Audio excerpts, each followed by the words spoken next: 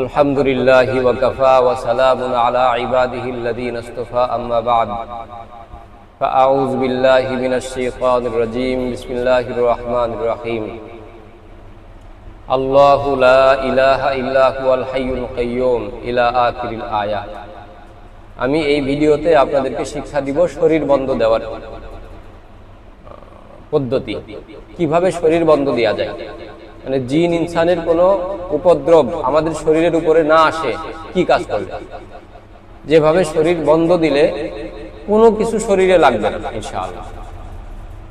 এর সর্বোত্তম একটা পদ্ধতি আমি আপনাদেরকে শিক্ষা দিব। যারা এই পদ্ধতিটা অবলম্বন করে শরীর বন্ধ দিয়ে রাখবেন ইনশাআল্লাহ, আমি আল্লাহর উপরে তাওয়াক্কুল করে বলতে পারি তাদেরকে জিন কোনোদিন ধরবে না ইনশাআল্লাহ। তাই সে পুরুষ হোক আর মহিলা হোক, সুস্থ অবস্থায় যদি আমরা আগে থেকে আমাদেরকে প্রোটেক্টেড রাখি তাহলে ইনশাআল্লাহ আমরা কখনো জিন্নাতের কোনো সমস্যায় আক্রান্ত হব না। এইভাবে যদি নিজেকে শরীর বন্ধ দিয়ে রাখা যায় তো কোনো চালানকারী যদি জিন চালানো দেয় তাহলে ওই চালানকৃত জিন তার ভিতরে ঢুকতে পারবে না। এটা আমার মুজাররব কথা, এটা আমি অনেক খোঁজাখুঁজি করার পরে সবচেয়ে বড় যে পদ্ধতিটা পাইছি, কার্যকারী যে পদ্ধতিটা পাইছি, সেই পদ্ধতিটা আমি আপনাদের সাথে শেয়ার করতে যাচ্ছি। তো সেটা হলো, প্রথমে আয়াতুল কুরসি একবার পড়তে হবে। আয়াতুল কুরসি আমাদের অনেকের মুখস্থ আছে, এজন্য আয়াতুল কুরসিটা আমি এখানে নাই পড়লাম। আয়াতুল কুরসির পরে সূরা ফালাক একবার, সূরা নাস একবার। এরপরে যেটা পড়তে হবে আউযু বিকালিমাতিল্লাহি তাম্মাতি মিন শাররি মা খালাক।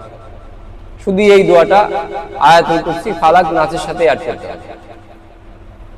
এভাবে যদি আমরা শরীর বন্ধ দিই, এই তিনটা পর্যায়ক্রমে পড়তে হবে। প্রথম আয়াতুল কুরসি পড়ব, তারপরে ফালাক পড়ব, তারপরে নাস পড়ব, তারপরে আউযু বিকালিমাতিল্লাহি তাম্মাতি মিন শাররি মা খালাক এটা পড়ব। এগুলা একসাথে পড়ার পরে হাতের মধ্যে ফু দিব, এরপরে পুরো শরীরের মধ্যে এটা মাসা করে দেবো ইনশাআল্লাহ। তো জিনের বাবারও ক্ষমতা নেই এটার মধ্যে ঢুকার, কোনো চালানকারীর বাপেরও দাদারও ক্ষমতা নেই ইনশাআল্লাহ এটার মধ্যে কোনো জিন ঢুকাবে। তো সেই জন্য আমরা এই পদ্ধতিতে এখন শরীর বন্ধ দিয়ে রাখবো।